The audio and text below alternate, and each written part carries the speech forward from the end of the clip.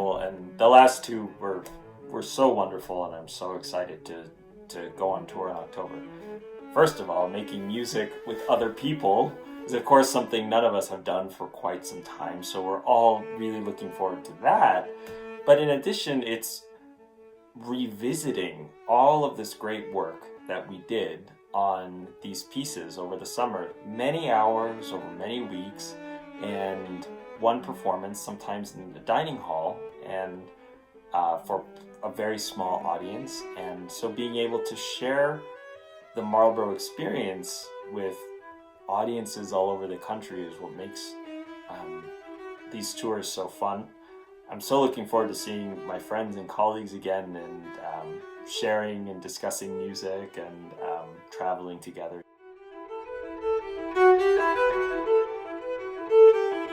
Shulamit Ran was the composer in residence at Marlboro in 2018, so we were very fortunate to be able to work on this amazing song cycle with her. The instrumentation is very unusual. It's cello, flute, soprano, and piano. And the instruments all have really kind of prominent soloistic roles throughout the work. And so working with her was so wonderful, because she gave a lot of insight into the characters and colors that we should be searching for. And she was so full of inspiration and energy, and we really connected with this piece a lot. I don't think I can answer this question sufficiently in a minute, and I know that my colleagues all feel this way too, who have been to Marlboro, that our experiences there have shaped us in such a significant way. It's kind of hard to summarize very quickly. I will say that my experience at Marlboro has shaped the way that I think about music all the time. I draw on my experiences at Marlboro now when I'm searching for inspiration, or in my teaching, and every time I go play chamber music somewhere else, I reflect on what it's like to make chamber music in such an ideal environment like Marlboro. So I can't quite convey how much I have learned there, and have continued to learn even in recent summers, that I feel very, very fortunate to have had the experiences, to have learned from so many friends and colleagues and mentors at Marlboro.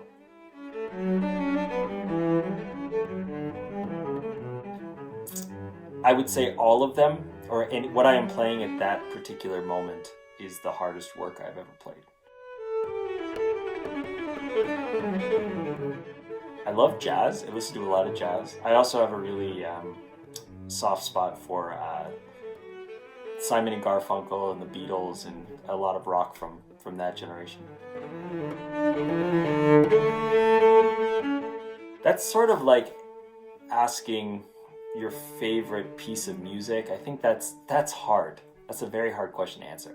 So I will say what Alice and I are currently watching, television-wise, is The Wire. And that's a really great show. And I have to confess, I've actually seen it before. And now with the quarantine, we have a lot of extra time. So we are, I'm very happy to watch it again.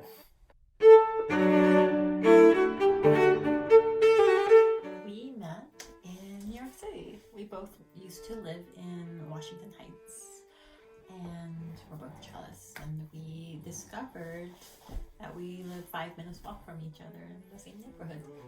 It's a neighborhood with lots of classical musicians, and Marlboro people, I think, still live there. We miss the area a lot.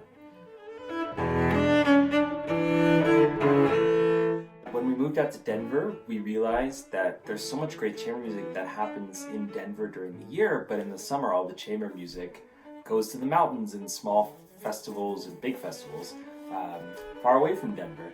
So we thought it would be great to actually put on chamber music concerts right here in the community in June. So we dedicated a week or two in June last year to just putting on chamber music all over the city. The bit of Marlboro here in Denver. We brought a lot of Marlboro friends out, and we had a great time. And while our festival's canceled this year, we really look forward to next year's festival. And as I know, everybody will be looking forward to music next year. It is absolutely it. We have been planning our wedding for quite some time now. We actually got engaged at Marlboro when we were both there together a few summers ago. We were looking forward to having all our family and come into Denver, our new home, and all this strangeness suddenly happened, and Matt and I decided that we didn't want to wait. So we got married, we signed our certificate, we put on all our wedding clothes. Everyone in our lives zoomed in and joined us for this momentous occasion, and we are now husband and wife. It was not what we planned on, but it was special, and it's a great story we've learned.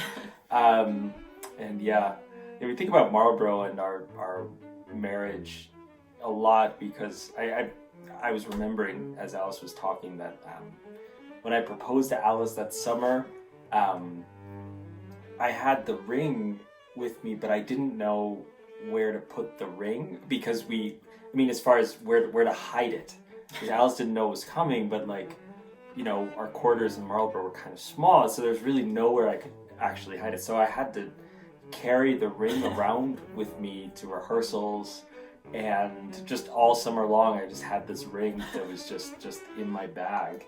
And I guess that's it. Sorry. We will be playing a duet for two cellos that is our favorite duet of ours. Jean-Baptiste. Oh, I'm sorry, please. No, please. You're on a roll. Sorry. Jean-Baptiste Barrière. And there aren't actually a lot of cello duets. I mean, there are a lot of them, but not a lot of well-known cello duets.